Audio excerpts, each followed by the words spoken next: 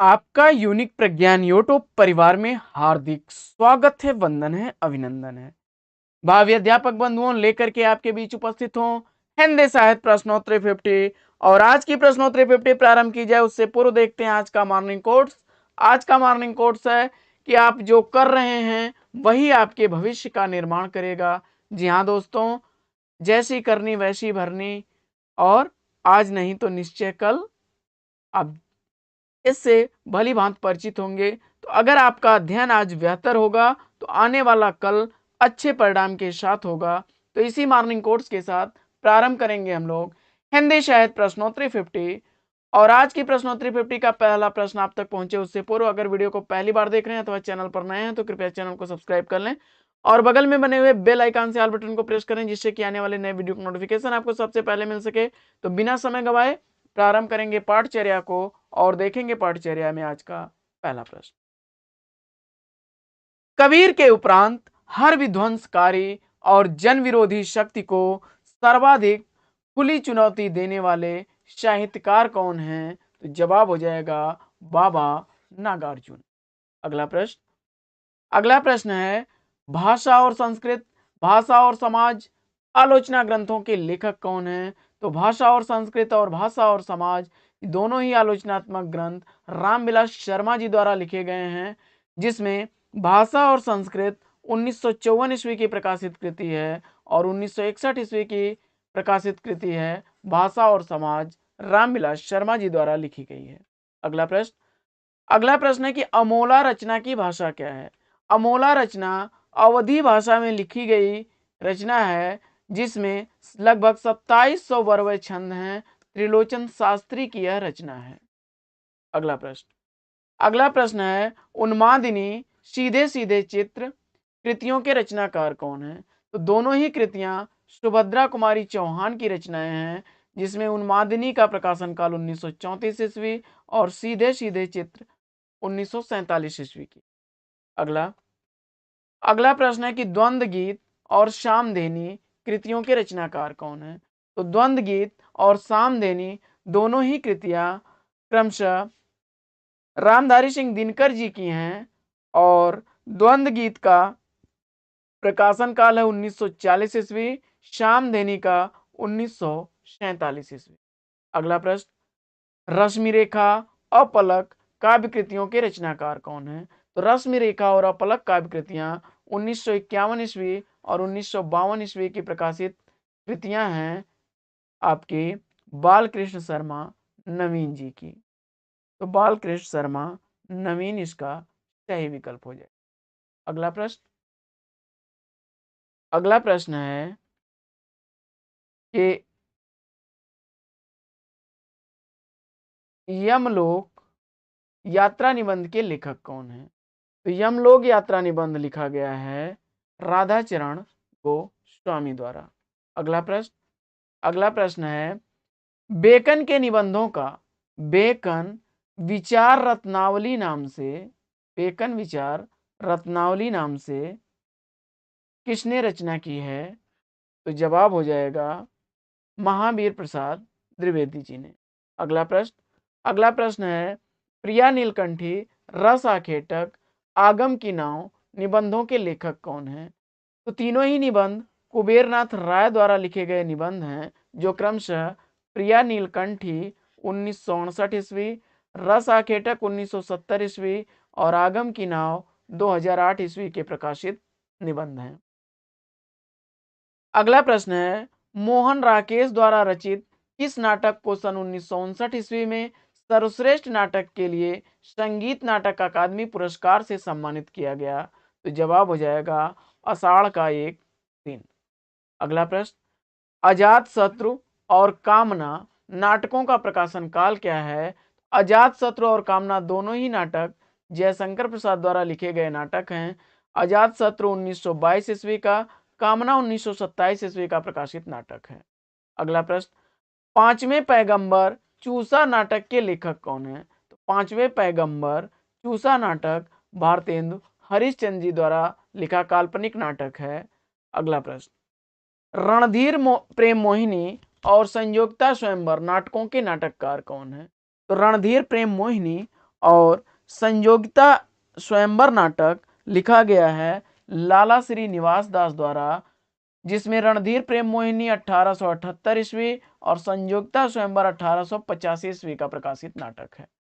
अगला प्रश्न, चरणदास चोर, आगरा बाजार किसकी नाट्य कृतियां हैं? तो हबीब तनवीर की दोनों ही नाट्य कृतियां हैं। 1975 ईस्वी चरणदास चोर का और आगरा बाजार का 1954 ईस्वी प्रकाशन काल है। अगला प्रश्न, दूसरा ताजमहल, पत्थर की गली कहानी संग्रह के लेखिका कौन है?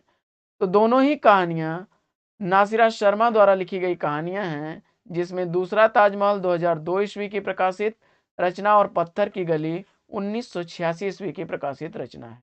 अगला प्रश्न, आत्महत्या के पहले, सफेद कौवा, अंतिम बयान कहानियों के रचनाकार कौन है? तो जवाब हो जाएगा आत्महत्या के पहले, सफेद कौवा और अंतिम बयान मंजुल भगत की कहानियां हैं, जिसमें आत्महत्या के पहले 1979 ईस्वी, सफेद कौवा 1986 ईस्वी और अंतिम बयान 2001 ईस्वी की प्रकाशित कहानियां हैं।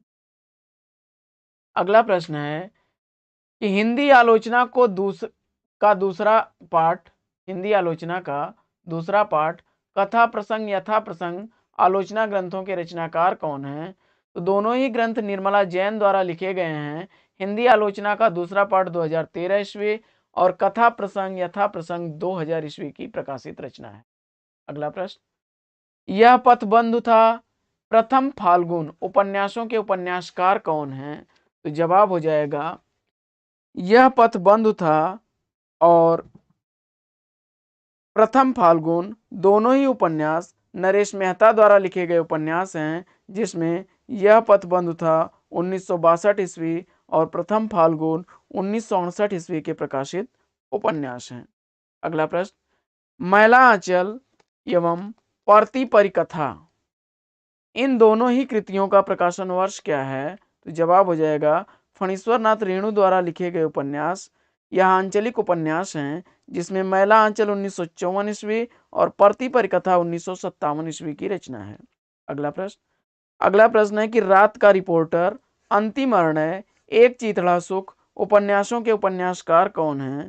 तो जवाब हो जाएगा रात का रिपोर्टर 1989 ईस्वी, अंतिम निर्णय 2000 ईस्वी और एक चीथड़ा सुख 1979 ईस्वी की के प्रकाशित उपन्यास हैं, जिसके रचनाकार निर्मल वर्मा हैं। अगला प्रश्न है कि विधा की दृष्टि से अस्ति भवति क्या है?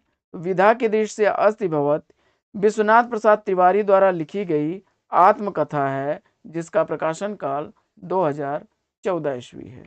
अगला प्रश्न है कि अपनी धरती और अपने लोग किस विधा की रचना है? अपनी धरती अपने लोग आत्मकथा विधा की रचना है। रामविलास शर्मा इसके लेखक हैं और 1996 ईस्वी इसका प्रकाशन काल है, जो कि 3 खंडों में विभक्त है। अगला प्रश्न, गोदान उपन्यास में गांधी व मार्क्सवाद को जैसे प्रेमचंद्र ने फेंट कर मिलाया हो, यह कथन किस आलोचक का है? तो जवाब हो जाएगा रामस्वरूप चतुर्वेदी जी ने कहा है कि गोदान उपन्यास में गांधी व मार्क्सवादी दोनों ही विचारधाराओं को प्रेमचंद जी ने फेंट करके मिला दिया है। अगला प्रश्न है कि गिरती दीवारें उपन्यास के रचनाकार कौन है? गिरती दीवारें उपन्यास उपेंद्र नाथ हस्क द्वारा लिखा गया उपन्यास है, जो 1947 ईस्वी का प्रकाशित उपन्यास। अगला प्रश्न है बलचनमा उपन्यास के उपन्यासकार कौन है? बलचनमा उपन्यास नागार्जुन द्वारा लिखा गया 1992 ईस्वी का प्रकाशित उपन्यास। अगला प्रश्न, अरे यायावर रहेगा याद, एक बूंद सहसा उछली किस विधा की रचना है? तो अरे यायावर रहेगा याद और एक बूंद सहसा उछली दोनों ही रचनाएं यात्रा वृतांत की हैं, अज्ञेय द्वारा लिखी गई हैं और क्रमशः अरे यायावर रहेगा याद 1953 ईस्वी, एक बूंद सहसा उछली 1960 ईस्वी की प्रकाशित रचनाएं हैं। अगला प्रश्न है कि नौकर की कमीज उपन्यास के उपन्यासकार कौन है? तो नौकर की कमीज उपन्यास विनोद कुमार शुक्ल द्वारा लिखा गया 1979 ईस्वी का प्रकाशित उपन्यास है। अगला प्रश्न, हिंदी काव्यधारा कृति के रचनाकार कौन है या लेखक कौन है? हिंदी काव्यधारा राहुल सांकृत्यायन द्वारा लिखी गई रचना है। अगला प्रश्न, समस्त मानव जाति के प्रवर्तक भाव या मनोविचार ही होते हैं, यह कथन किसका है? तो भाव और मनोविकार निबंध से अवतरित यह निबंध आचार्य रामचंद्र शुक्ल जी का है। अगला प्रश्न है कि मध्यकालीन धर्म साधना किसका निबंध है? तो मध्यकालीन धर्म साधना हजारी प्रसाद द्विवेदी जी का निबंध है।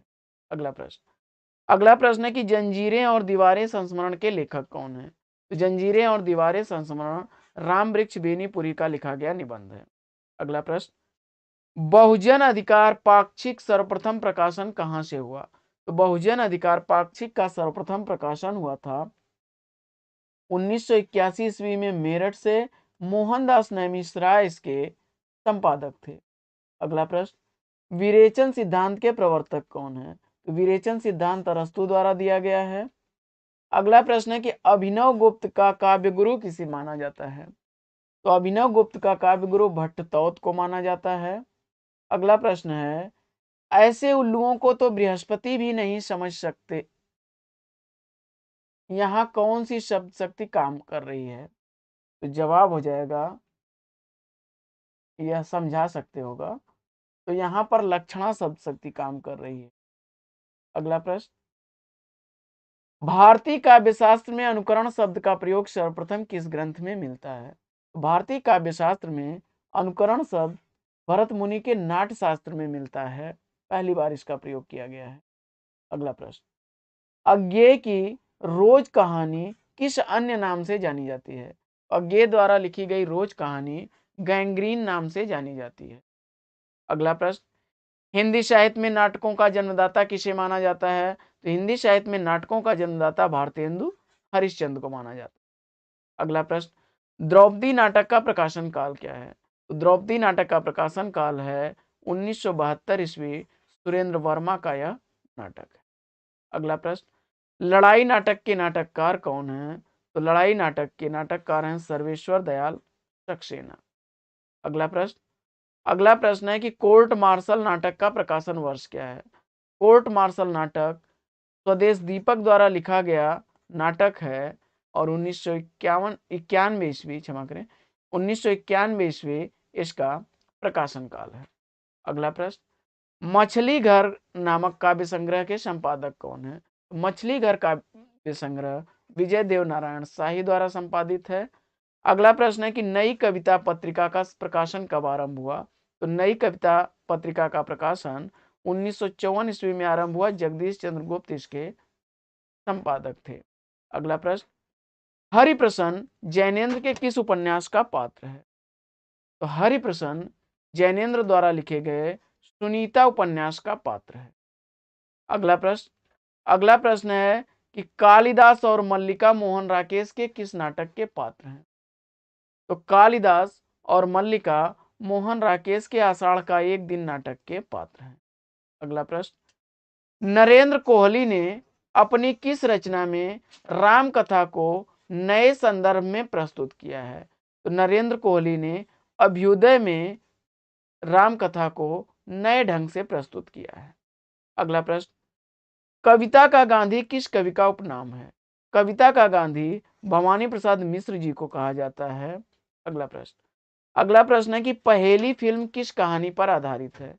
पहेली फिल्म विजयदान देथा की दुविधा कहानी पर आधारित है। अगला प्रश्न, क्षमा करें, 84 सिद्धों में, यहाँ यह एक हो गया है, 84 सिद्धों में किसका स्थान सबसे ऊंचा माना जाता है? तो 84 सिद्धों में, यह मिसप्रिंट हो गया है, सबसे ऊंचा स्थान माना जाता है लुइपा का। अगला प्रश्न है, अपने अपने राम उपन्यास के लेखक कौन है? तो अपने अपने राम उपन्यास लिखा गया है भगवान सिंह द्वारा 1992 ईस्वी इसका प्रकाशन काल है। तो साथियों, पाठचर्या कैसी लगी? अगर वीडियो अच्छा लगा हो तो वीडियो को लाइक करके दोस्तों में शेयर कर दीजिए और अधिक से अधिक वीडियो को लाइक और शेयर करिए, जिससे कि हमारा मनोबल बना रहे और हम आपके लिए ऐसे ही वीडियोस प्रतिदिन लाते रहें। तो अगर आप चैनल पर पहली बार हैं अथवा वीडियो को पहली बार वॉच कर रहे हैं तो कृपया चैनल को सब्सक्राइब कर लीजिए और बगल में बने हुए बेल आइकन से ऑल बटन को भी प्रेस कर दीजिए, जिससे कि आने वाले नए वीडियो की नोटिफिकेशन आपको सबसे पहले मिल सके। और वीडियो से संबंधित नोटिफिकेशन और पीडीएफ प्राप्त करने के लिए आप हमारा टेलीग्राम चैनल यूनिक प्रज्ञान ज्वाइन करें, जिसका लिंक आपको वीडियो के डिस्क्रिप्शन में मिल जाएगा, अथवा आप स्क्रीन पर चल रहा है, अथवा आप यूनिक प्रज्ञान टाइप करके भी चैनल को ज्वाइन कर सकते हैं। तो फिर मिलते हैं आपसे अगले वीडियो में एक नए प्रकरण, एक नए टॉपिक, एक नए अंदाज में। तब तक के लिए लेंगे आपसे विदा और आपका जीवन मंगलमय हो। बेस्ट विशेष, बेस्ट ऑफ लक। जय हिंद साथियों।